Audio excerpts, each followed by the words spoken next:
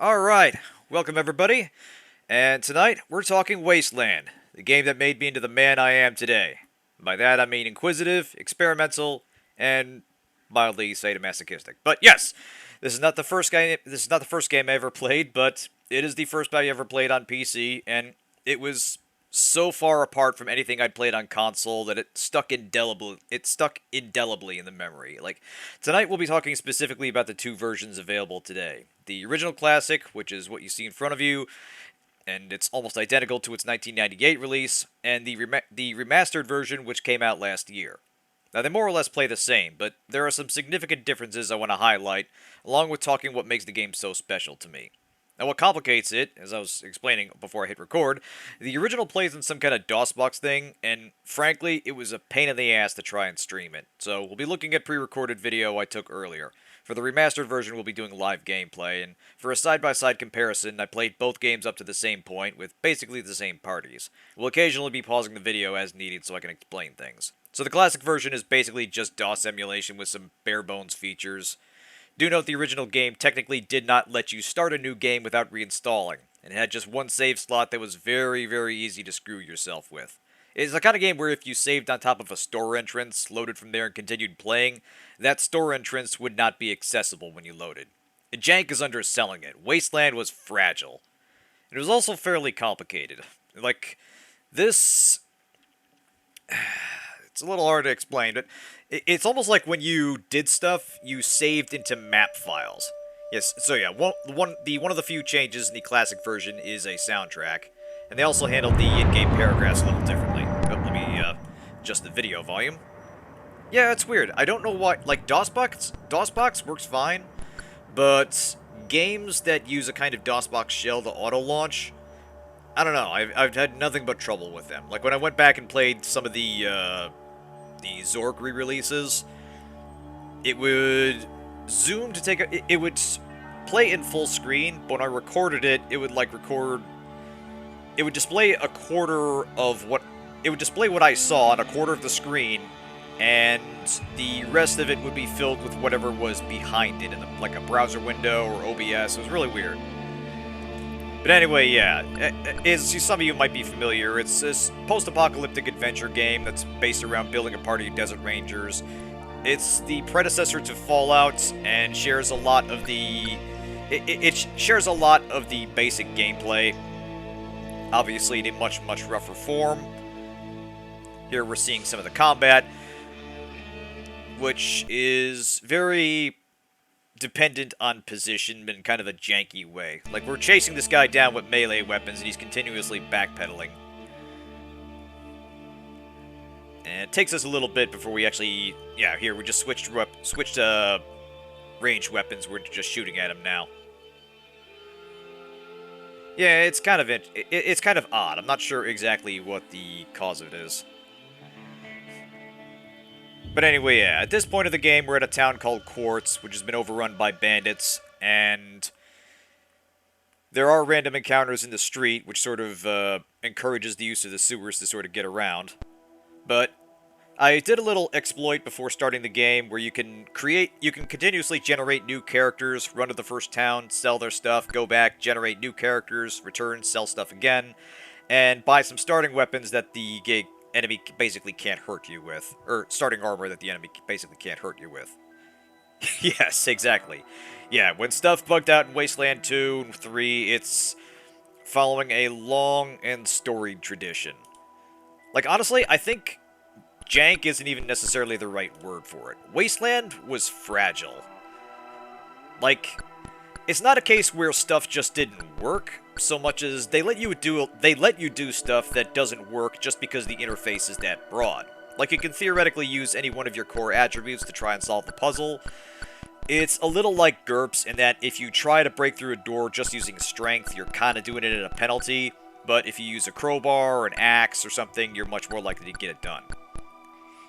Yeah, this is before jank existed properly.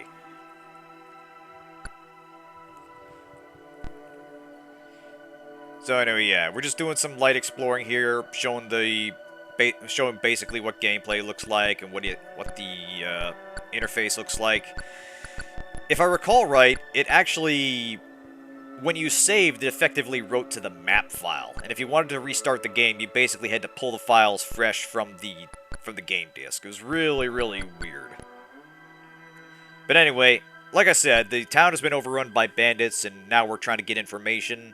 Here in this bar, Scott's bar, we're starting to get some of the... we're starting to get a sense for the plot. We're starting to get what's going on in town, but there's not a lot of narrative thrust. Occasionally, there's something close to a scripted event where something like plot happens, but there's nothing systemically compelling you to complete quests. There's just these. This is where you can go. This is what you can do. These are the clues pointing you in the right direction. There's no quest log. There's no map markers. There's just a bunch of clues and things you can interact with, and it broadly points you where you're supposed to go. So yeah, we're exploring here. We're finding out, yeah, bandits have taken over the town. The mayor's gone missing. And some people in town are trying to do something about it, but we haven't really stumbled onto that yet. Now going over here, I'm talking to this guy, Head Crusher, not to be confused with Measurehead. He's part of a quest I got from the Rail Nomads camp, which is a visitable location in the second game. Here's another significant change from the original. It's included the paragraphs, Head Crusher says, and they're all voiced. Go to the Atchison's tent and tell them Caterpillar. So I'm going to pause for a second here. The original game featured a series of paragraphs and a companion textbook you would look up. So when it said read paragraph 57, you'd open the book to paragraph 57, and that would give you information like what we're seeing here. Now basically the game couldn't hold that much text, and this was kind of a way of getting around it. Yeah, exactly. They're basically focused on getting it working more than getting it working well. And the game's kind of ahead of its time in a lot of ways, but it's very unintuitive. Like this is a topic system. I'm trying to ask him about various things, but he doesn't give you very many clues about what he will talk about. Like I just said dancer because one of the tables said dancer, and he's got a comment there. But other common topics aren't coming up. So it can be a little hit or miss whether you explore in the right direction the game intends for you to explore. So now we're going into the bathroom. Guy's giving the woman ranger I've got in the party a little odd look.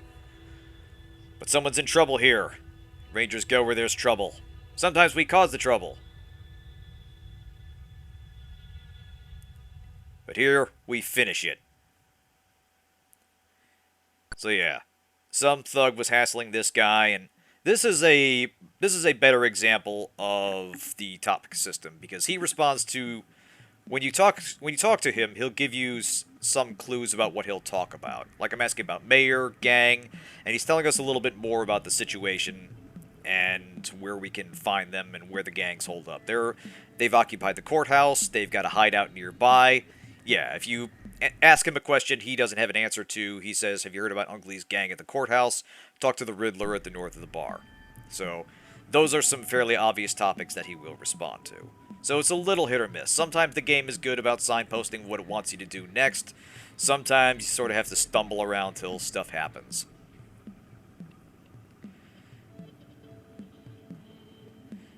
So yeah, that takes care of that.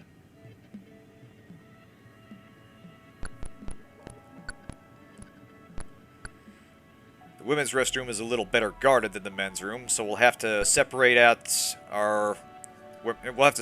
Raleigh so she can go in separately. No fight waiting for her, but there are two women she can talk to if she can get them to trust her. Now, so happens there's a skill called confidence for that lets you bullshit people.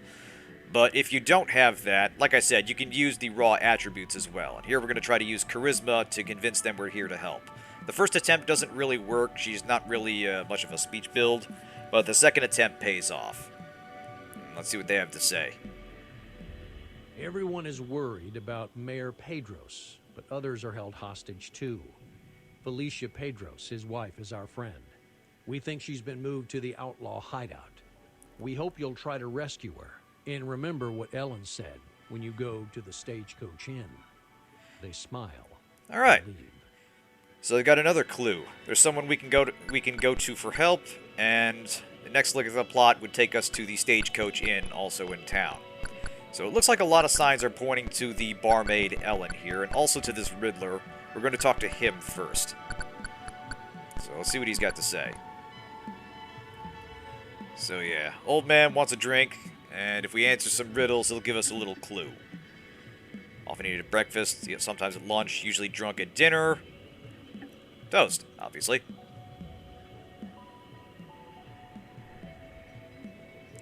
Basic stuff, like, yeah, what's found in the center of America and Australia? The letter R.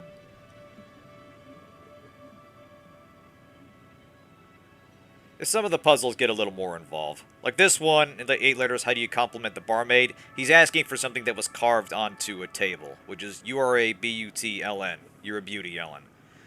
It's... Some of them, like I said, some puzzle solutions got a little bit abstract. But in this case, yeah, he's saying, repeat that to her, and she'll be able to help us out. Here we bump into some guys, and this can potentially start a fight, but yeah, we avoid it for now. Yeah, the bar stools only seat one of us, so again, we have to disband so one of us can go to the bar. And of course, me being me, I asked the man for some coffee. He also sells information, but doesn't tell us anything for free.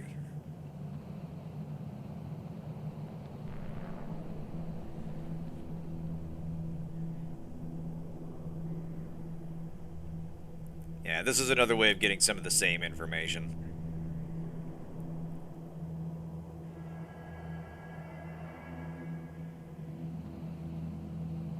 Alright, so that's dropping a plot that we'll get to later. There's something going on in Vegas, and that'll be the main... That will be the main thrust of the plot once we get through here, but for the purposes of demonstration, we'll be focusing on Quartz. But right now, we're looking for Ellen, and she seems to only slow down near the bar. Here she is. So all we gotta do is tell her what we were told to tell her. Raleigh puts on her charm, and hey, she gets a room key. Way to go, Raleigh. Knew you had it in ya. Alas, despite the suggestive nature of her comment, this is not for sexy fun times, but rather this is because... Okay, actually, quick sidebar here. While you're split up, you can actually get attacked separately. Like you see here, Nathaniel and Raleigh are technically in separate parties. The guy's focused on Raleigh, but Nathaniel's there within melee range, so he can attack as well. So yeah, there's a lot of interesting things they let you do tactically with splitting up your party and engaging enemies in different chunks. You can actually have your people spread out in entirely different locations. Like if I wanted to, I could split them up, send Nathaniel to the world map, and have Raleigh proceed, and I could switch between the two of them at will. I briefly forget where the Stagecoach Inn is, so there's a little bit of wandering around here. Yeah, it's kind of wild how little actually fit on a floppy disk. Like, I'm old enough that I remember using them regularly for games around this time, and it seemed like wild state-of-the-art technology at the time, and now it's, like... God, your calculator would... Like, yeah, a graphing calculator probably holds more memory. It's insane. But anyway, yeah. Now we're at the Stagecoach Inn. We've got more hostels here. The thugs are spread out throughout town, but not every area has random encounters. This is just a scripted area, or a scripted fight. One thing I do like is a lot of areas, they do have random encounters, but not so many that it happens regularly. Once you clear the set-piece fights, you usually have a much easier time getting around, and those are the more difficult ones to boot. Yeah, exactly. They basically had to send a whole bunch of discs in order to fit anything of substance on them. Anyway, we're about to demonstrate just how, like, outright sociopathic this game lets you become, and this is one of the reasons this game stuck with me. Like, on reflection, like, at the time, I figured that this, like, optional fights I could get into was just ways to get more loot, but only in hindsight do I realize that, oh no, I'm actually doing bad things. I'm engaging in fights the game does not expect me to get into, but allows me to do. Like, I'm barging in on this cook here, and he's like tipping a bucket of hot grease on us to try to keep us out. which counts for out-of-combat damage. And we go up to him and we can loot him. And we take his knife and the fruit he's working with. We literally just steal stuff from the cook right there, just because you can. It's... I grew up... I cut my teeth on Nintendo game, like the NES, and this was the first game I ever played that offered me this kind of degree of freedom and flexibility in the game world. Like, it was letting you do things you didn't know you could do, because why not? Like, here I'm going to demonstrate... Well, first I'm going to ask the clerk for a room key. Yeah, so we buy a key to one of the rooms, but also the game lets you hop the counter and kill the clerk for a room key.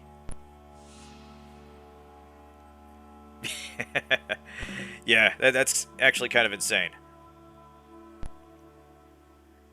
Just how little space is on a floppy disk, and... Honestly, if you've ever, like, opened a floppy disk and actually looked at the film it's on, I don't even know what the material it is, but it just... It seems like it wouldn't actually store anything. But yeah, we're basically hopping the counter here, and we can... I'm demonstrating that for no real reason, anyway. We're just killing a guy who's literally just doing his job. Killing him and his dog. And now we're going to take everything he has. Which isn't much, a 9mm clip. But he's booby-trapped the safe. And so we have to defuse the bomb before we can complete our larceny. Fortunately, Nathaniel has the bomb disarm skill. We get lucky enough that we can also take the bomb itself once we open the safe. So yeah, like I said, this is one of the big reasons this game stuck out to me at the time, because it lets you do just about anything that you can... Yeah, of course. Of course, like, barging over the counter and killing the clerk, that doesn't cause any problems. Disarming is fine, but I hurt myself climbing back over the counter. That's a very me maneuver.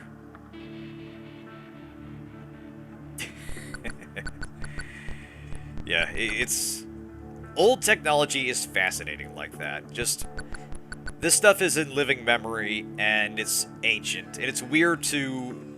It's weird to have things you remember being shiny and new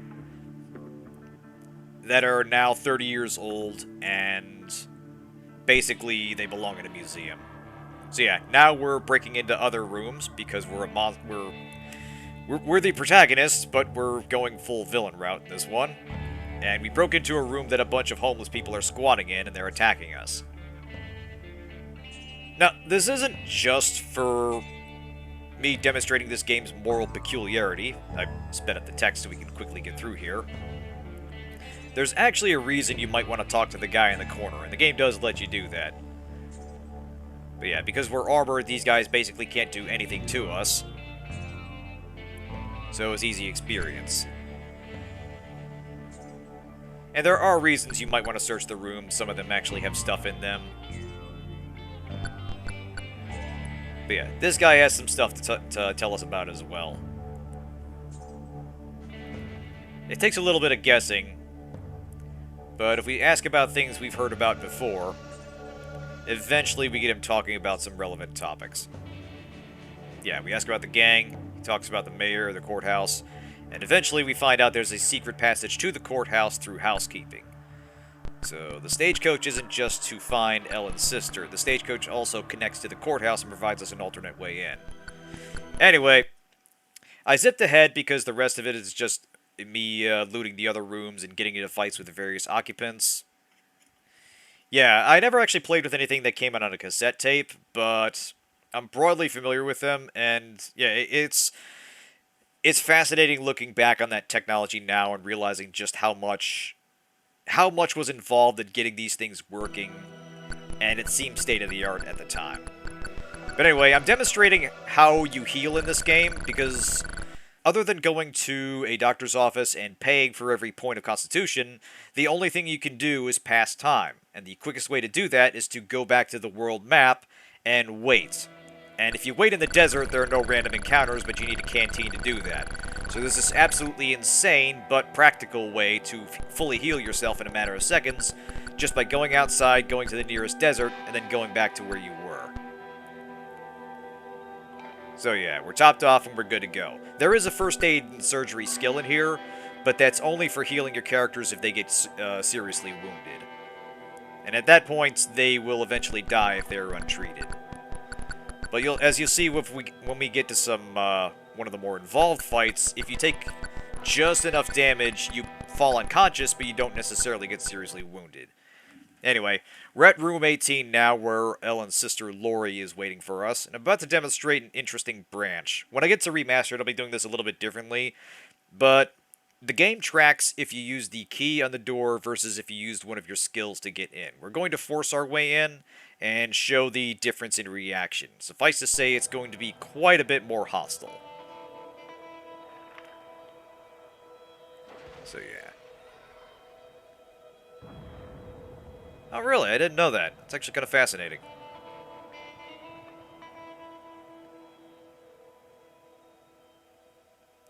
So yeah, we step inside, and because we broke in unannounced, we're now being threatened by an enemy we can't see. So we do have a chance to talk ourselves out of this through the same method that Raleigh talked to those women in the bathroom. If you have the confidence skill, this is one of the few places in the game to use it, but since we don't have that, we'll have to see who has the highest charisma and try our luck here. Yeah, so Nathaniel has charisma of 14, which is not bad. Raleigh is 12, not great. But we only have 2 tries, so I do my best, but eventually she stops giving me chances, and a fight breaks out. So yeah.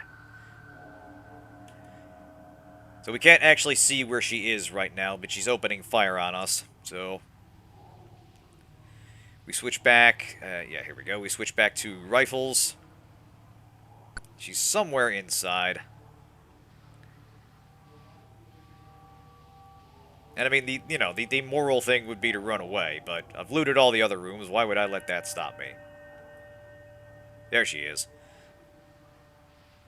So yeah, we kill her. And one point of interest here, you'll notice I shoot her and then she shoots me at the same time. Ranged weapon combat is simultaneous, so if you're firing at someone that is in the process of attacking, both of you will get your shots off even if you kill them.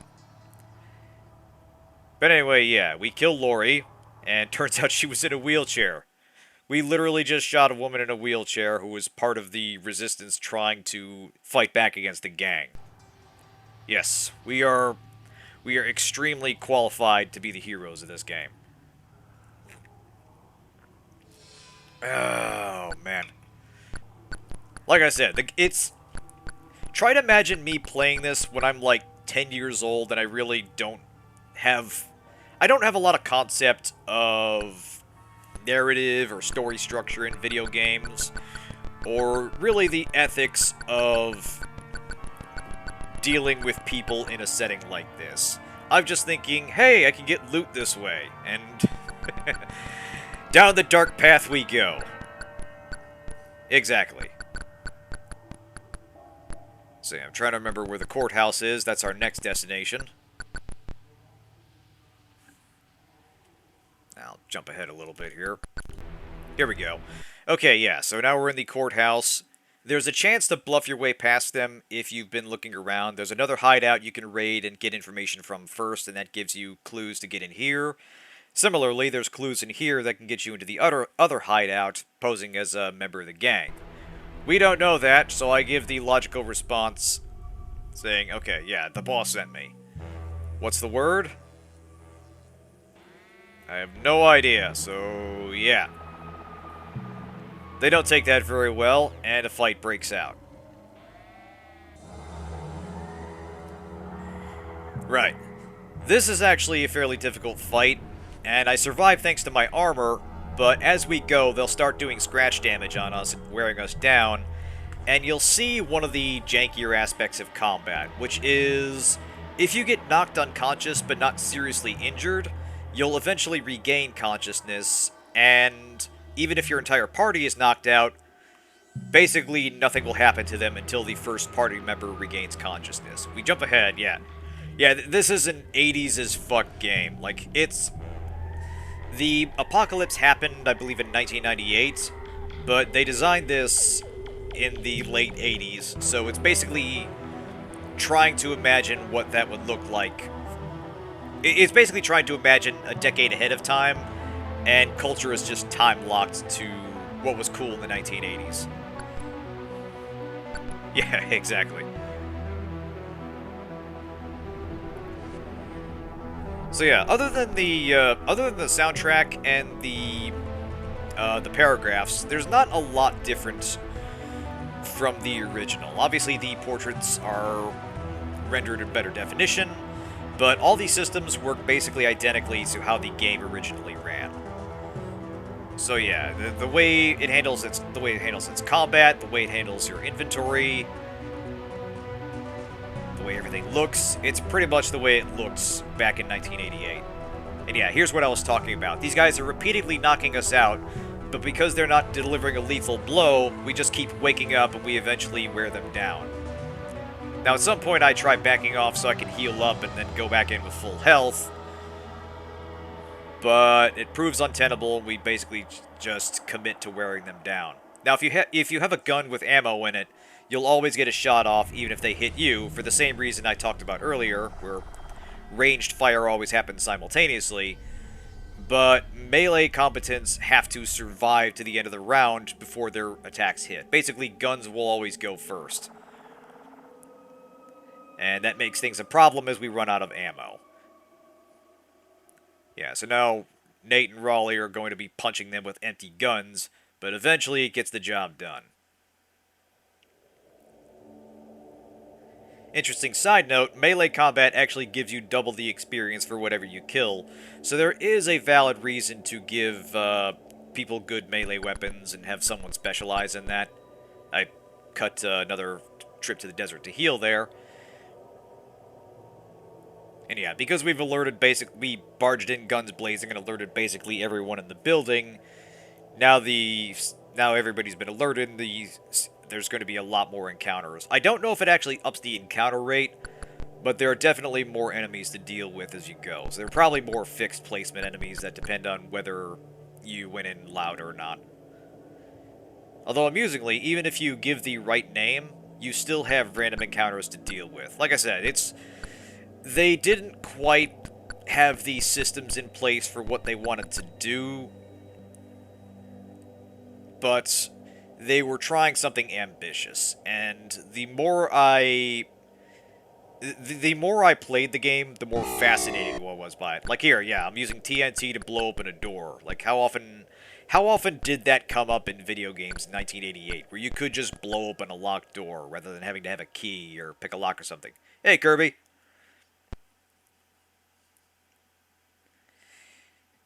So yeah, here's me searching the courthouse.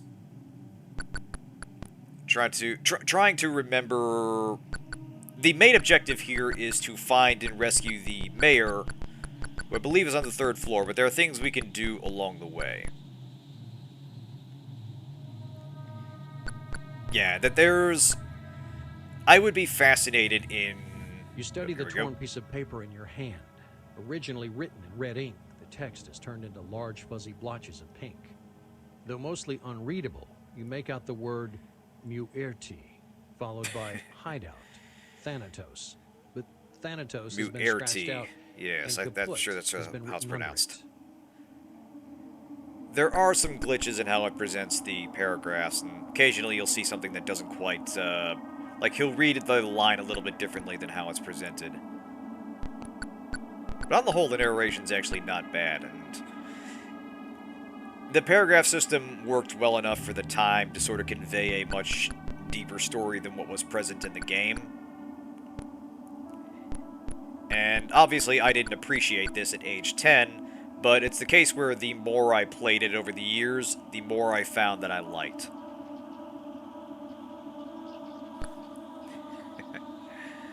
Thanks, Kirby.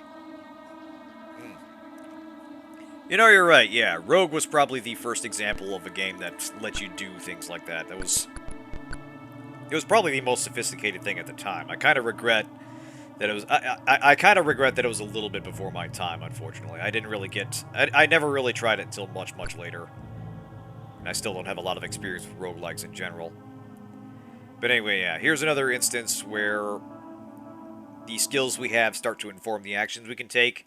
Because we have silent move, we were able to sneak up on the guard, and while I forget it's not really an active use skill, it still lets us quietly subdue him. Now that's important, because if we alert this guy, the guys in the next room are torturing someone. Lifeless wrist to look at his gold ID bracelet. Yeah, he's got a... Twisting it over to view the underbelly, you see 27 etched on the dulled surface. Yeah, that'll come up later. The bartender mentioned that the triplets had that some guys called the triplets had codes to the vault, so each of them has a unique piece of jewelry. So yeah, these guys are torturing some poor dude. We're gonna rescue them. If we had gone in, if we had failed to quietly deal with the guard, they would have killed him and they would have all fought us at once. But because we were able to sneak in, we have a chance to save him. You flip the lifeless Holly onto his back with the toe of your boot. Yeah, you see, he read it Holly, but the name's Huey. You start removing his little things like that every now and then. That pops the you unceremoniously rip the bracelet from... Jumping ahead a little bit. Yeah, that might have been a feature that kind of came up later. So yeah, here's a guy that's dying of thirst, but because we have a canteen, we can rescue him. Alright, and while he shows up as an encounter as an enemy figure, this is where the hire function comes in. And there are a handful of people you can recruit through the game, and it's handled through the same interface as combat. So yeah, now we've recruited Dan Citrine, and we're handing him some spare equipment so he can help us out. NPCs in this game, and to a degree in Wasteland 2, were interesting in that they didn't always follow orders. Sometimes they would... in combat, they would generally choose their own targets. They would sometimes, when they're using a burst weapon, they'd choose whether to fire a single shot or empty the whole clip. They might refuse an order. Basically, they were trying to convey that these people weren't desert rangers and didn't necessarily answer to you. So it depended a little bit on how cooperative they were, and some were a little bit more notorious for doing that than others. There was a character Christine, who was infamous for both constantly running her guns on full auto and disobeying orders. That was present to some degree in Wasteland 2, where you'd occasionally get a character who would act on their own for their turn, and it depended on a ranger's leadership skill to keep them in place. They got rid of this for Wasteland 3, and I probably for the best. Like, it's an interesting idea, but it's also a potential liability in combat. In 3, leadership was basically just a team-wide buff with some skills attached to it. Anyway, because we have Dan in our party, his dad's here, and he's got a fistful of cash for us. It's definitely a nice little bonus at this point in the game. Oh, really? What year was NetHack?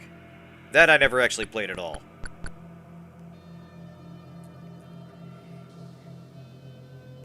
Yeah, there's a degree of realism that can help, but generally speaking, video games are meant to be fun and entertaining. They don't necessarily have to be fun all the time, but it's often enough... Yeah, I'm just making Dan punch this guy to death. It's often enough to simulate reality than try to copy it entirely. 1987, so a year earlier. Interesting. Alright. So yeah, we rescued the mayor, and here's where the video stops. And yeah, ultimately you take him to the other hideout, and that's where Ugly John's holed up. He's actually got his wife, and there's another situation where you can either let him go, or you can fight him and take your chances with the trap he's set up for her. So yeah, basically speaking, that's the original Wasteland, and now we're going to switch over to the remastered version, which, to put it mildly, looks a whole lot different. Give me just a second here. Alright, doing a volume check here. How's everything sound? This has mostly the same soundtrack that was added in the classic version, but they vary a little bit more consistently with zones. It's not just looping background music. They actually try to make it fit for each setting. You know, I might just. That actually... I would be curious how that holds up over the years. Anyway, here we are.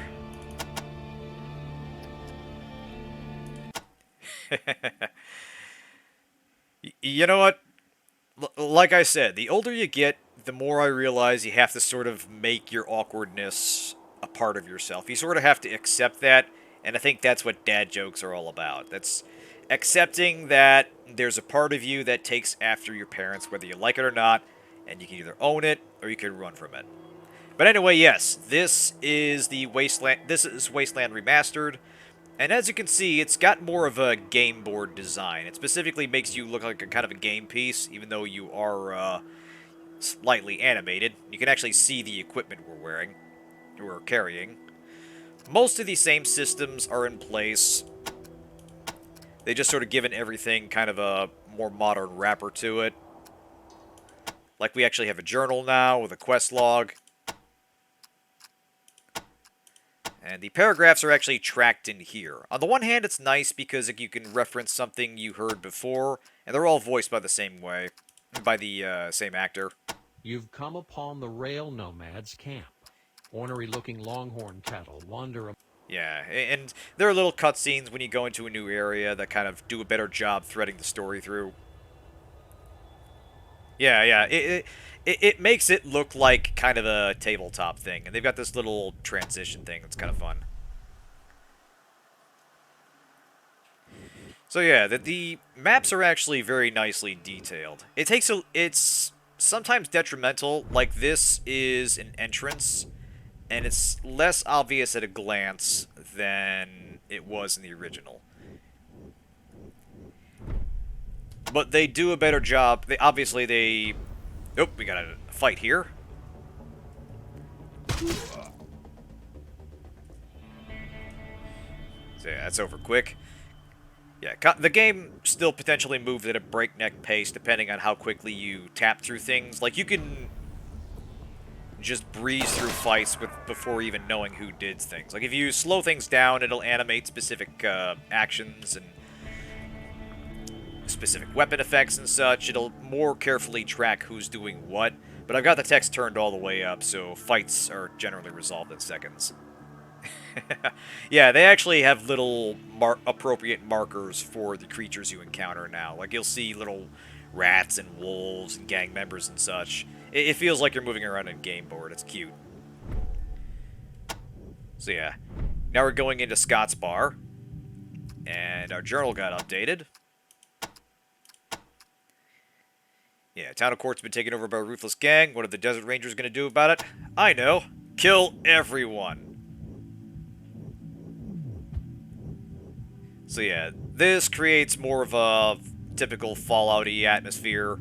And you can see over here, it's actually got the code we're looking for displayed on the table instead of just written in text.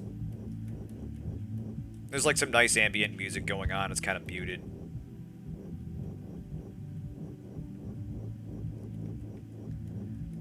And these are the punks I bumped into earlier. Let's jump back. Let's start a fight.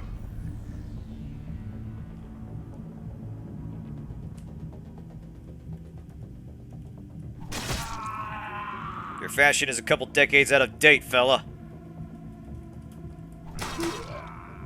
We're the Fashion Rangers. Here to enforce taste.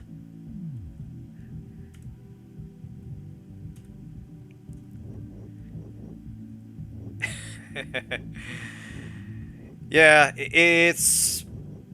I feel like they could have gone a little bit further into the tabletop aesthetic and made it more like every character is their own little game piece.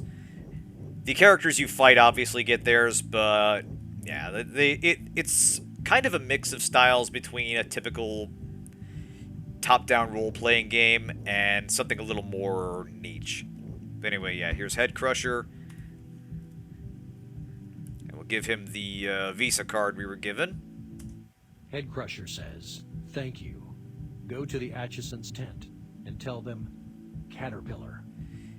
Yeah, there's nothing really indicating what he looked like in the original game. As far as I know, he didn't really have a description or anything. Just said mean-looking wrestler-like thug.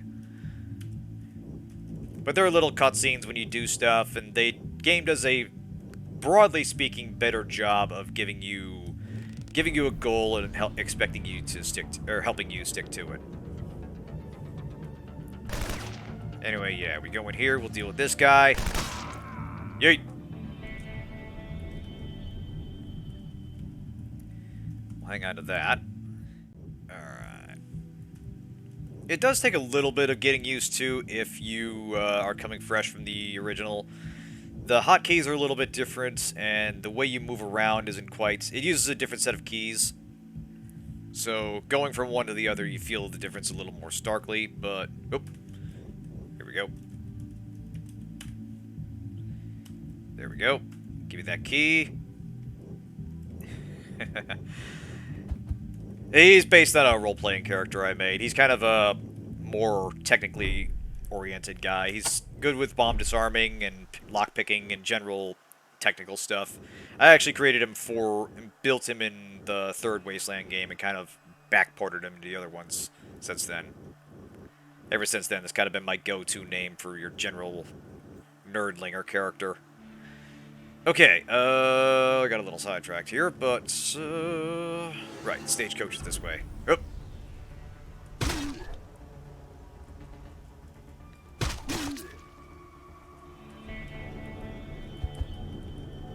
There you are. Yeah, see, it's a little hard to tell where the entrances are if you don't necessarily know where they are, and I'm not sure how I feel about that. It's a minor nuisance, to be sure, and presumably if you're playing this game, you have some idea what the original was like. But, yeah. Oh, yeah, Nate and Raleigh are two that I use fairly often. Raleigh's the medic, Nate's the technical guy. Anyway, here's the stagecoach in.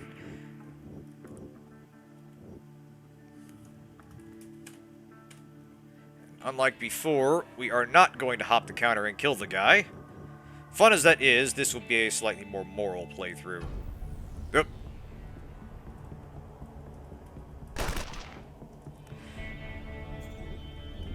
Where'd you go? One interesting detail is that even if the enemy isn't attacking you, it makes the gun shooting animation, even if they're just running away and you're just attacking them with melee weapons. It's just kind of a general indication of what you're up against, if the enemy can hit you with ranged weapons, even if they're not actively doing so.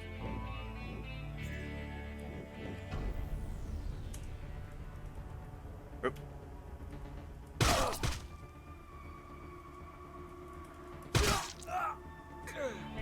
Yeet.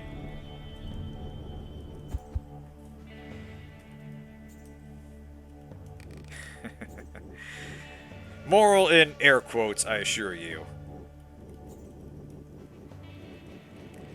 So yeah, one detail I want to point out, if you look at the clock up top, you notice it's advancing one 1 minute for every 4 spaces. I believe that is the slowest time can pass. Basically, it passes at different scales depending on how zoomed out you are. Quickest on the world map, reasonably quick on the in individual towns, and then individual buildings, and so on.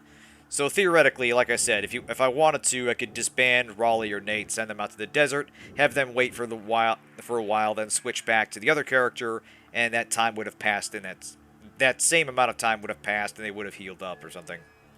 Exactly, yeah. I'm going for the law trait. Yeah, I mean, we're talking, yeah, like 1, 2, 3, 4 spaces is 1 minute. That's barely getting you over one room. It's not trying to simulate an actual normal time scale, although there is a day-night cycle. It doesn't really affect anything. But anyway, now that we have the room key, we're going to peacefully go in and introduce ourselves to Lori. And yeah, she's basically willing to talk peaceably with us. We have to give her the same thing that we told her or what she told us.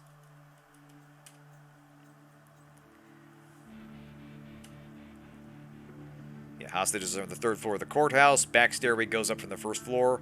Stairs are in the file room. Doors are steel and they are not heavily protected.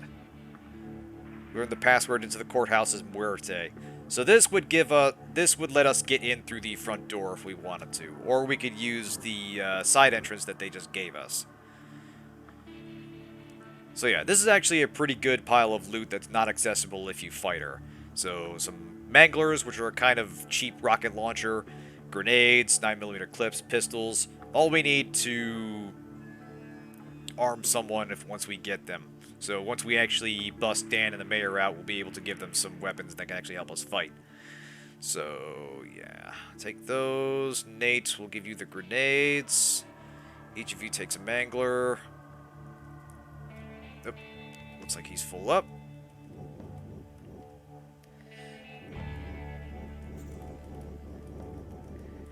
Alright, I'm gonna run back and sell some stuff. Then we'll go to the courthouse and see how different that looks. Alright, do you sell... Here we go. We'll need a couple snake squeezins, which are kind of beer. Or hard liquor, apparently. It's what Scotchmo always steals from you to drink in the second and third games.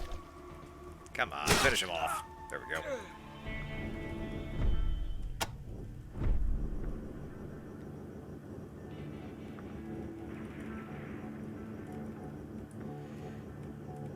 Alrighty-roo. Let's get our way in here. Oop. Nathaniel does the lockpicking.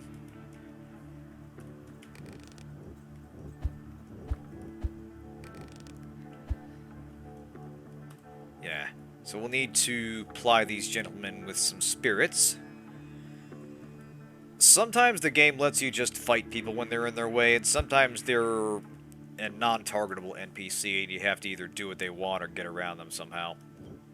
In this case, yeah, we have to give them alcohol before they'll let us pass into the secret way into the courthouse.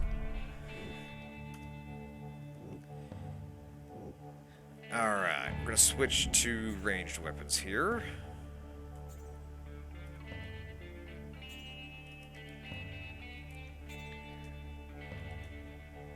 You can actually see the model updated.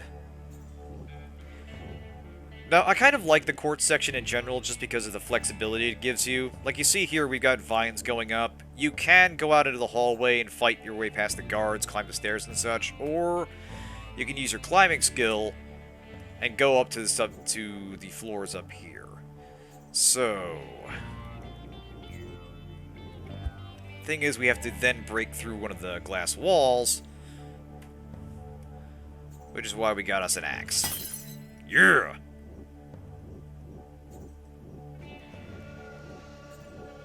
Almost kind of looks like those chairs are floating there. Alright.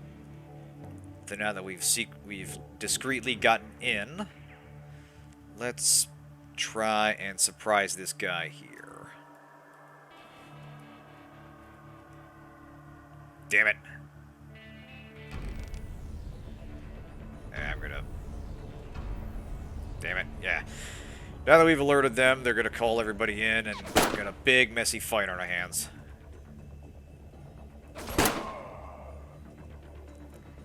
It can be a little bit tricky to determine how much health a target actually has. Like there, I shot Louis for 7 hit points, and he went down right away.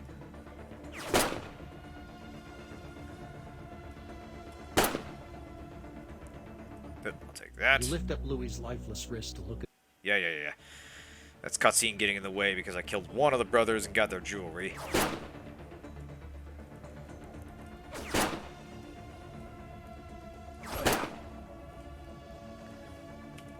Pistol's not terribly effective outside, just outside melee, or more than a few spaces away, I should say. Now, fortunately, we're armored and they're not, so...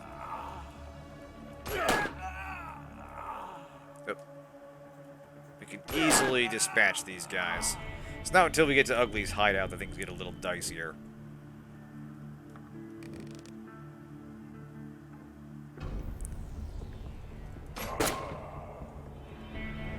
So yeah, because we couldn't sneak in, Dan's dead. Oh, thanks, eyes. So I'm gonna reload that real quick. Quick save and quick load are a godsend in this game because in the original, it was very easy to save over your progress. It would auto save every time you went into a new zone, but you only had the one slot, so it would potentially overwrite your progress. I think there was a way to avoid that, but it was not easy to do. And yeah, like I said, they were working with systems they had not fully articulated. But that's also part of what made the game so fascinating. Actually, I think Raleigh might have a better silent move skill. Maybe not. There we go. Alright. And we got him. Excellent. You lift up Louis's lifeless wrist to look at his gold ID bracelet. Twisting it over to view the underbelly, you see 27 etched on the dull surface. Nice. Yeah, that was the idea. And theoretically, you could... Oh, here we go. If I recall right, you could basically start a new game plus by moving to one of the map files, replacing the other one, then moving back to the other one, saving your game, and replacing the one you had moved from. That's basically it. Yeah, that's a good way to put it. Yeah, to reset the world, you literally have to reinstall the game, and since it's basically just the map files, you're just copying them again. Yeah, 27, 11, 16. So yeah, there's their bracelets, and here's Dan. Let's give him a drink. Alright. Yeah, the triplets were beating him up because they wanted his money. Dad helped hide it. Let's get him. What? Okay. Alright, this is interesting. We just got a random encounter, and we also have Dan here. We're going to try to hire him. But we also have to deal with the guys attacking us. There we go. Alright, cool.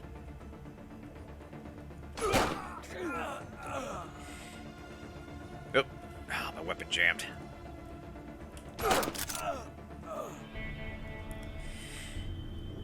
Yeah, when I started up the Classic, I wanted to make a backup of my save, and it's surprisingly opaque. Like, I couldn't actually find... I don't know if they created a save states system of a sort, and that's what you're loading from, or if they still load the map files and they just back them up somehow. But it doesn't actually create a save file for you to load from. It's really interesting.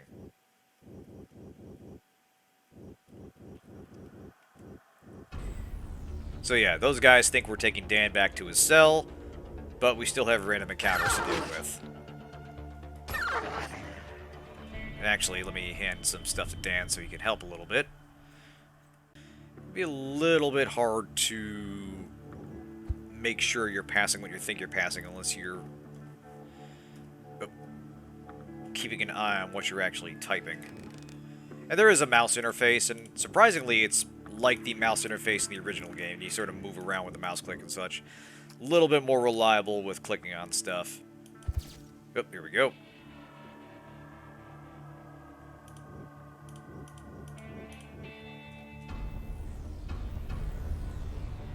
Oh, man.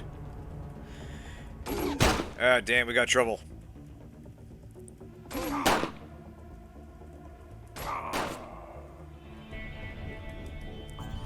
Yeah, that was a scripted encounter, so we're gonna take these guys' money. Only scripted encounters will actually drop loot. Everything else you do just for the thrill of killing. And also the experience. God damn. So much for my theory about the encounter rate being adjusted if you go in quiet. Clearly, it is not.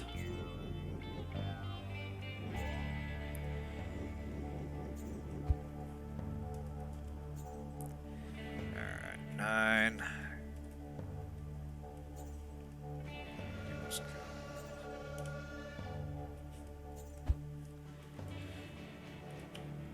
First you don't succeed, keep trying.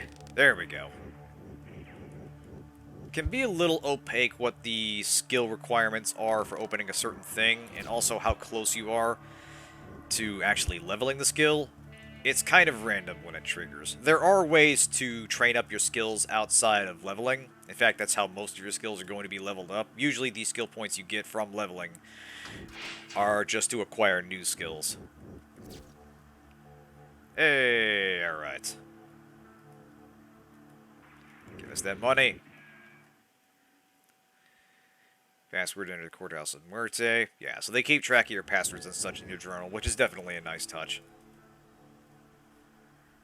Hey, yeah, see, lockpick skill did come up. Excellent. Alright. Let's get Mr. Mayor out of here.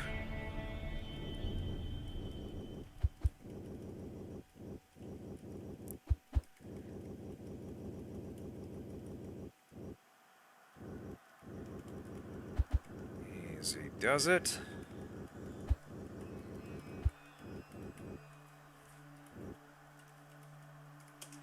Climb back down. And a clean getaway with minimal fighting. Excellent. I'm gonna load up the good mayor here, and we'll go to Ugly John's hideout to finish... What the fuck? Okay. Apparently we had a dust storm inside my room. Or a trash storm, I suppose.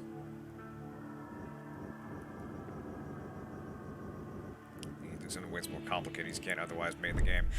No, that makes sense. It's probably a case where they were more focused on, like, they were more focused on keeping the game intact as it was,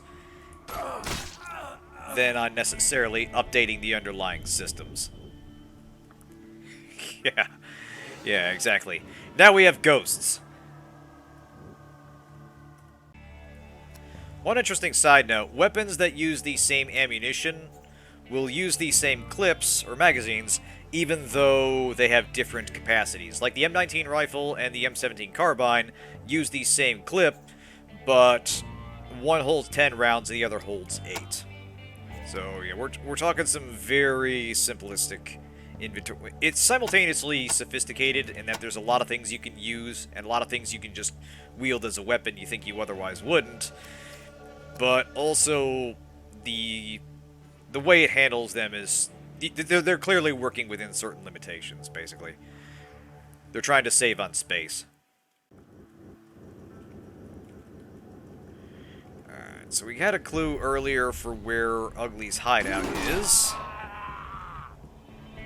And actually, you can see we've taken a beating, so let's take a quick trip to the desert.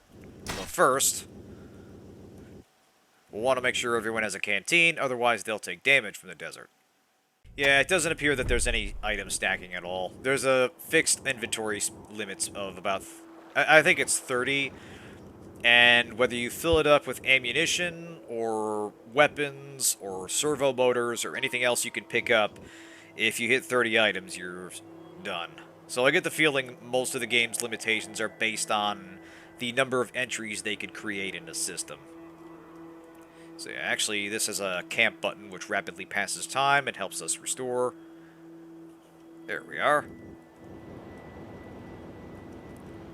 You might be right. That sounds like something that would conform to a bit format.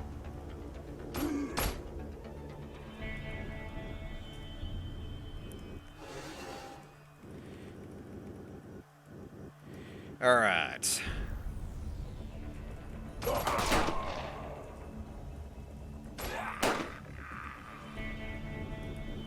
Let's see if anybody's ready for promotion. No. Alright. Now there's another interesting point of divergence here. There's two ways in, and we're going to split our party in two. Send 2 of them in the front, and 2 of them through a side entrance. So... Raleigh, I want you to take Dan. No... and going through the front.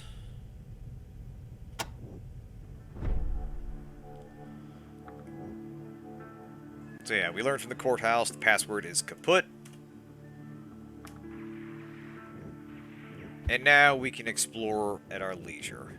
There's a lot of guys in here, so we'll want to position carefully for when things get loud.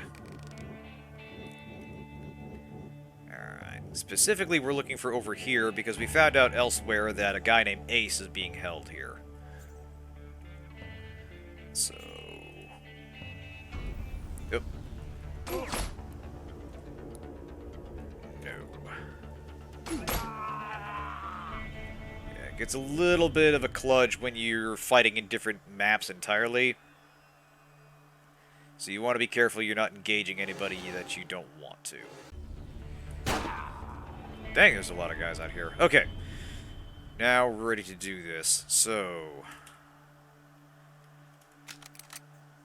One nice thing is, yeah, we can simulate a battle round if you want to give multiple instructions at once, like if you want to change everybody's weapon, or reload, or make other adjustments. But yeah, now we're going to go into the alley beside Ugly's hideout.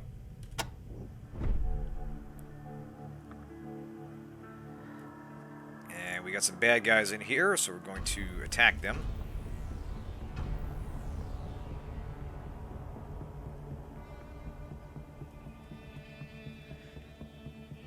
Unfortunately, this appears to have given the game away inside as well. We're technically on the same map. You'll find out shortly.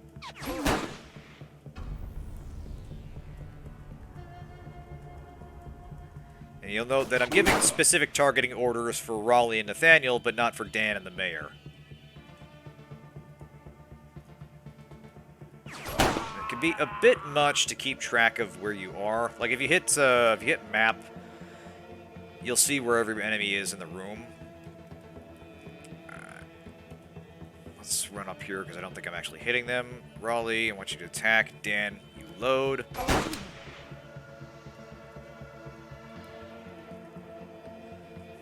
Raleigh, load, Dan, attack.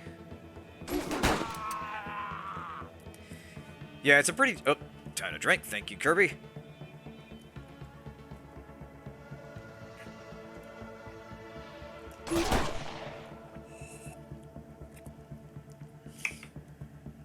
Yeah, it's kind of a... It's obviously a bit janky in its execution, but it's a really cool idea that you can have party members in completely different parts of the map or even different parts of the world doing things.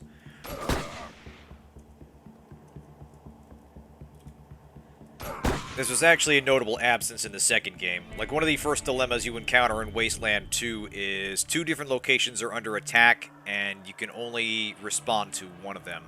If you had a full party, you could conceivably send them to cover both locations, but at that point, you don't. Oop, I see the ghost followed us. Alright, so we need a rope to get up here.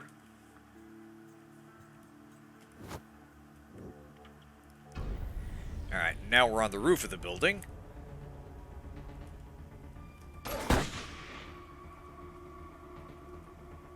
Oh. No.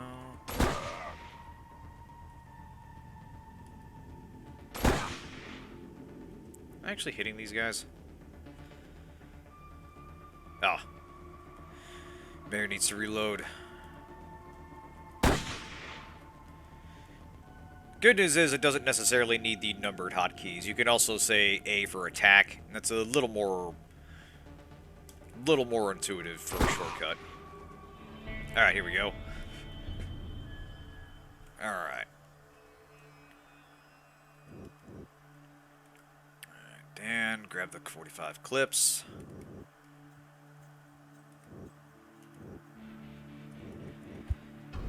Alright. Oh shit. Hup. No. Yes. Oh, I think I see what's happening. The guys on the roof got knocked out and had to wait until the fight was over. Or had to wait until they woke up. Alright. Oh, shit. Ah, damn it.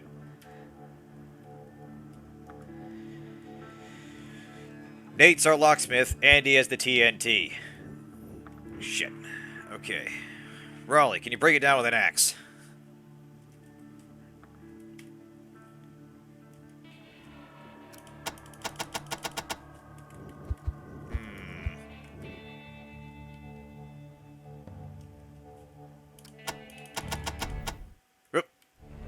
Alright, here we go. Oh, shit! Okay, Nate took a serious hit there. That's a problem. Damn it. Alright, we're gonna have to restart that. That's where you don't bounce back. If you take enough of an injury, you stop falling unconscious and start... Actually, before I forget, I'm going to send you back and get some TNT.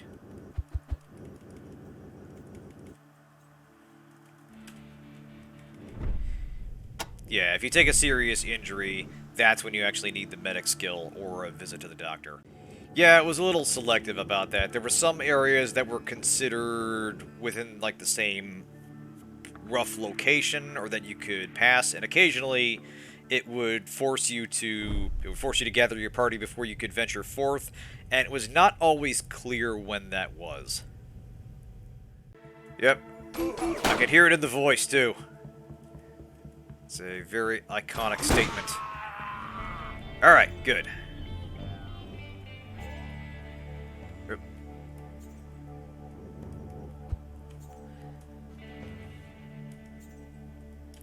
Yeah, that's another case where silent movement would have come in handy. We failed our check, so they were alerted to us. If we had managed to succeed that check, we would be able to... I think we could have taken that first group out quietly and then gotten up onto the roof without being shot at.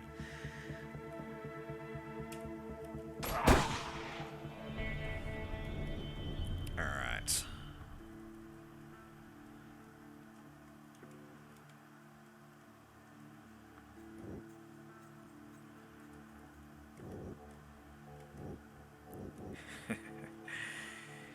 Yeah, you didn't necessarily hear it if you kept your party together, if you habitually kept your party together. But on future runs where you're trying to get everybody through as fast as possible, and yeah, we're just going to use TNT to bust our way into this cell. Ace, join up. We need more meat shields. The man sits up in the cell and stretches his arms. He squints at you as if you're brighter than the desert sun, and then allows a small smile to grace his tan, weathered face. Rangers, I should have known. Listen. Oh, right. You probably played it in Polish then. Who know the right end of a gun from the wrong. Bandits ain't the only thing crawling out of the desert, and we've got a war on our hands. Interested in heading back with me? All right. So now we've got the first... We've got someone with a handle on the next leg of the plot. And of course, I'm a very well-organized ranger and totally didn't give everything I was going to give to Ace to the other team. Oh well. Anyway.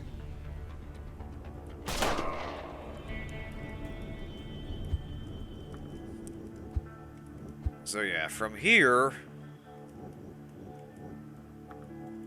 Let's have Ace start grabbing stuff. Oop. Reload, Dan.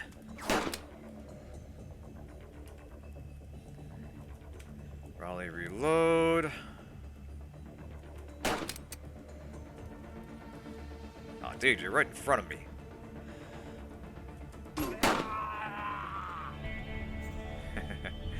Yeah, I can see why. Oh, damn, we got more of these guys.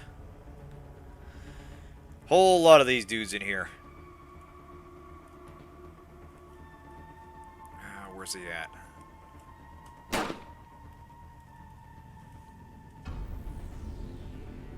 You know what? Yeah, let's do this. We are going to break the skylight and jump down.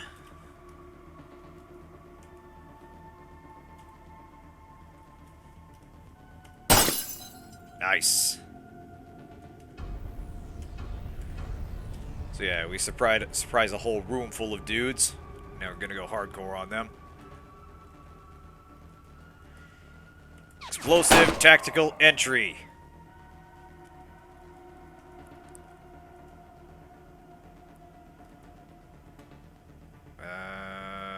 What are we looking at? Nice. Actually,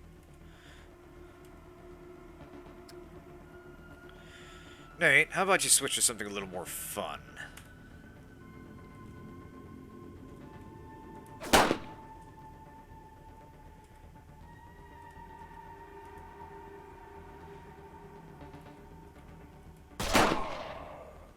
Fails to detonate? Aw, oh, come on, that's bullshit. That's a weak sauce grenade. There we go. Nice, good hit.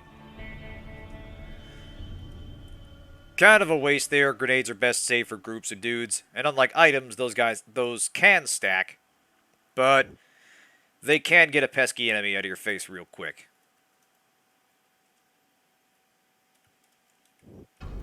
Oh.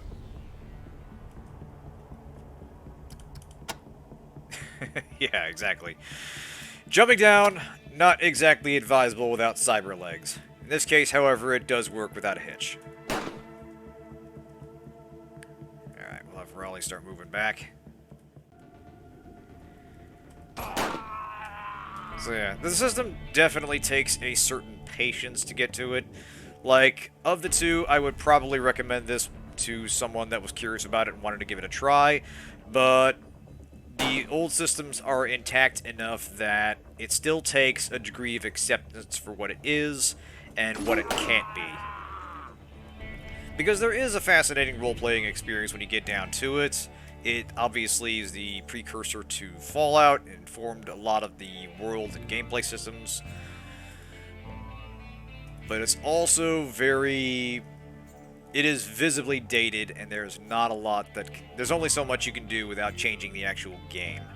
So, I'm going to pass him some ammo. No. Trade ace. No. Trade ace. That should do.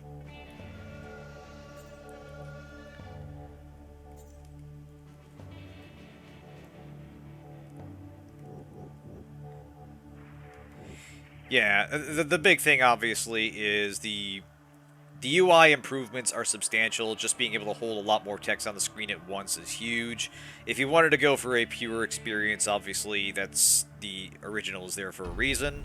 But I actually quite like what they've done here. And yeah, anybody that was curious about seeing what Wasteland plays like, I would recommend this without hesitation. This, I think, is an example of a remake generally done right. Oop. Still locked, eh?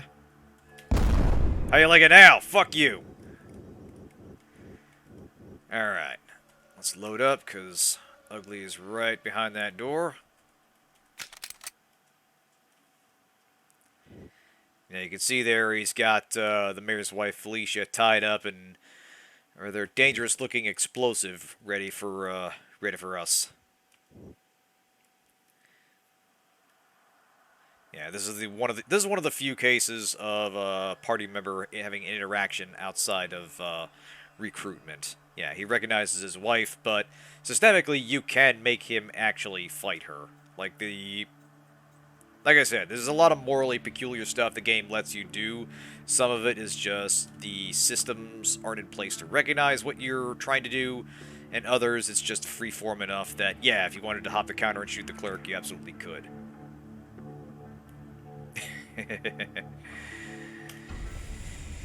Yeah, amazingly enough, it is possible to remake a game without removing what made it special. And generally speaking, I'm not opposed to a remake that tries to capture the spirit of it while making a fundamentally different experience. But if you ask me what I wanted out of a remake of a classic game that I loved, this would be pretty close to the ideal, just because this plays... mechanically, it plays identically to the original, but it has important updates to the system that make it a little easier to recognize what you're actually doing and what the game wants you to do. Alright, move up. God damn, guys, they're right in front of you. Alright, we're gonna have to get into melee range for these to hit these guys with pistols. Are you kidding me, guys? They're right there. Hang on a second. Hang on a second. I think I'm looking at the wrong thing. Yeah, it says the guards are 44 meters away, or 44 feet away. But yeah, there's an icon right in front of us. So yeah, we have some actual honest-to-goodness jank happening here, ladies and gentlemen. If I remember right, these guys are over here.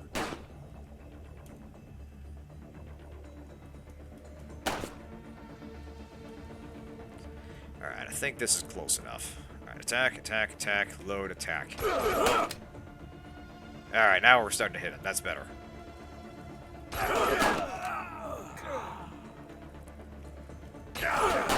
Much better. Alright, cool.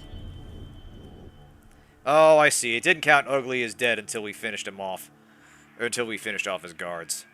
Now, he did have an Uzi, which is nice. But he did wire up the mayor's wife to explode, so that's not very nice. Let's see if we can save her. Nate, your time to shine, buddy. And a 1, and a 2, and a bomb disarm.